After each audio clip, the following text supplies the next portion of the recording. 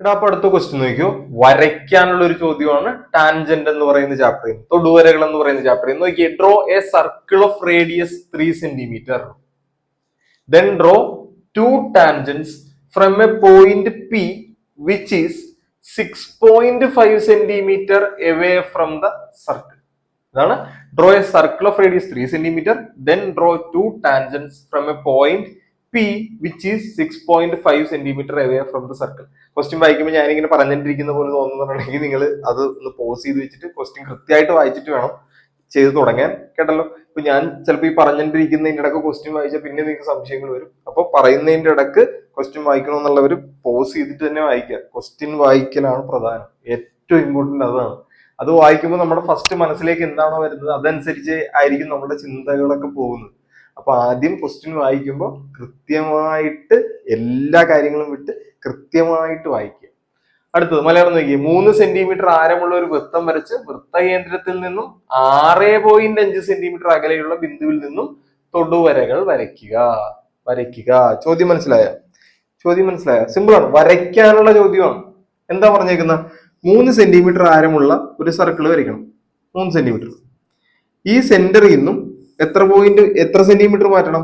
6.5 centimetre മാറി ഒരു point എടുക്കണം, പി. ഈ പി ഇന്ന് 2 തൊടുവരകൾ വരയ്ക്കണം. സിമ്പിൾ പരിപാടി. 3 സെന്റിമീറ്റർ ആരമുള്ള റേഡിയസ് ഉള്ള സർക്കിൾ വരയ്ക്കണം. സർക്കിളിൽ നിന്നും 6.5 സെന്റിമീറ്റർ മാറ്റി ഒരു പോയിന്റ് എടുക്കണം. ഈ പോയിന്റിൽ നിന്ന് 2 ടാൻജന്റുകൾ വരയ്ക്കണം. സിമ്പിൾ പരിപാടി. അപ്പൊ വരച്ചു തുടങ്ങാം. ആദ്യം നിങ്ങൾ ചെയ്യേണ്ടത് നിങ്ങളുടെ കോമ്പസിൽ 3 സെന്റിമീറ്റർ ആരമുള്ള സർക്കിൾ വരയ്ക്കുക എന്നുള്ളതാണ്. അപ്പൊ കോമ്പസ് എടുക്കുക, പെൻസിലൊക്കെ ഷാർപ്പ് ആയിരിക്കണം. എന്നിട്ട് 3 സെന്റിമീറ്റർ കൃത്യമായിട്ട് റേഡിയസ് എടുക്കുക. എന്നിട്ട് എന്ത് ചെയ്യുക? എന്നിട്ട് ഇങ്ങനെ ഒരു സർക്കിൾ അങ്ങോട്ട് വരയ്ക്കുക. 3 സെന്റിമീറ്ററിൽ വരച്ചു. ഇനി നമ്മളോട് പറഞ്ഞിട്ടുള്ളത് 3 സെന്റിമീറ്ററിൽ നിന്നും അല്ലെങ്കിൽ സർക്കിളിന്റെ സെന്ററിൽ നിന്നും 6.5 സെന്റിമീറ്റർ മാറി പി എന്ന് പറഞ്ഞൊരു പോയിന്റ് എടുക്കണം. ഒന്നുമില്ലടാ, ഇവിടുന്ന് 6.5 സെന്റിമീറ്റർ നീളത്തിൽ ഒരു വര അങ്ങോട്ട് വരയ്ക്കുക. ഇത്രേ ഉള്ളൂ. ഈ പോയിന്റിന് വേണമെങ്കിൽ പേര് കൊടുത്തു, പി. ഇനി നമുക്ക് ഈ പിന്ന് വേണം ടാൻജന്റ് അല്ലെങ്കിൽ തൊടുവര വരയ്ക്കാൻ. വെറുതെ അങ്ങോട്ട് എടുത്ത് വെച്ച് വരയ്ക്കാൻ പറ്റൂല. നമ്മൾ വരയ്ക്കാൻ പോകുന്നത് പെർപെൻഡിക്കുലർ ബൈസെക്ടർ വെച്ചാണ്. എന്തായിരുന്നു പെർപെൻഡിക്കുലർ ബൈസെക്ടർ?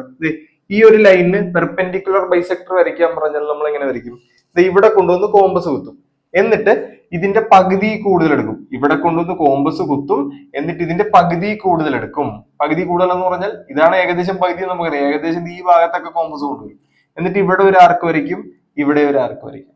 ഇനി അളവ് മാറരുത്. അളവ് മാറാതെ തന്നെ എടുത്തിട്ട് പോയി ഇപ്പുറത്ത് കുത്തണം. ഇപ്പുറത്ത് കുത്തി ഈ ആർക്ക് കംപ്ലീറ്റ് ചെയ്യും, ഈ ആർക്ക് കംപ്ലീറ്റ് ചെയ്യും.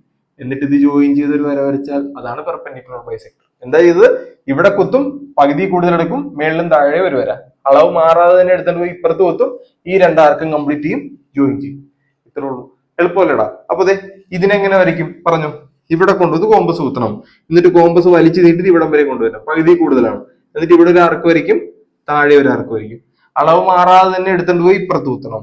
എന്നിട്ട് ഈ ആർക്ക് കംപ്ലീറ്റ് ചെയ്യണം, ഈ ആർക്ക് കംപ്ലീറ്റ് ചെയ്യണം. അങ്ങനെ വരയ്ക്കുമ്പോൾ ചിലപ്പോൾ കൂട്ടിമുട്ടാതെ വന്നു കഴിഞ്ഞാൽ ഇപ്പുറത്ത് കുത്തി ഒന്നുകൂടിയൊക്കെ നീട്ടിയൊക്കെ വരച്ചോളൂ. ഇത്രേ ഉള്ളൂ. എന്നിട്ട് എന്ത് ചെയ്യണം? ഇത് ജോയിൻ ചെയ്ത് ഒരു വര വരയ്ക്കുക.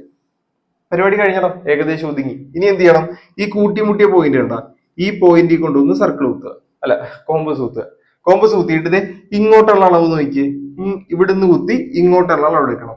ഇത് തന്നെയായിരിക്കും ഇങ്ങോട്ടുള്ള അളവ്. എന്നിട്ട് എന്ത് ചെയ്യണം? ഇവിടെ കുത്തി ഇങ്ങനെ ഒരു സർക്കിൾ അങ്ങോട്ട് വരച്ചോളണം. ഈ 2 പോയിന്റിലൂടെയും കൃത്യമായിട്ട് കടന്നു പോകണം. അതാണ് ഏറ്റവും ഇമ്പോർട്ടന്റ് ആയിട്ടുള്ള കാര്യം. 2 പോയിന്റിലൂടെയും കൃത്യമായിട്ട് കടന്നു പോകണം. കഴിഞ്ഞ പരിപാടി. ഇനി എന്ത് ചെയ്യണം? ഈ 2 സർക്കിൾ കൂട്ടിമുട്ടിയ പോയിന്റ് കണ്ട, ഇവിടുന്ന് ഇങ്ങോട്ടേക്ക് ഒരു വര വരയ്ക്കുക.